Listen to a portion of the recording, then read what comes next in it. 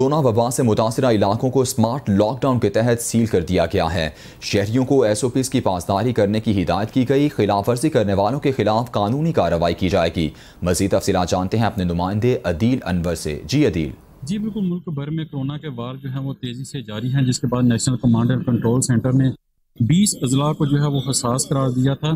اسی کے پیش نظر ڈسٹرکٹ انتظامیہ نے جو ہے وہ سیالکوٹ کے کچھ علاقے جن میں فتح گڑھ کا رحمان پورہ اور BBC چوک، اس کے علاوہ محمد پورہ کو جو ہے وہ سیل کرنے کا فیصلہ کیا تھا۔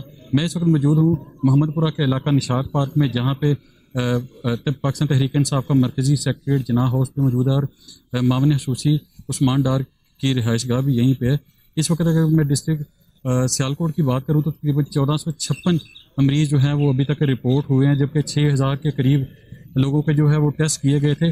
60 افراد ایسے ہیں جن میں کرونا کی وجہ سے جو زندگی کی بازی ہار چکے ہیں، اور 600 سے زائد افراد جو ہیں وہ ابھی تک صحت یاب ہو کے گھروں کو چلے گئے ہیں۔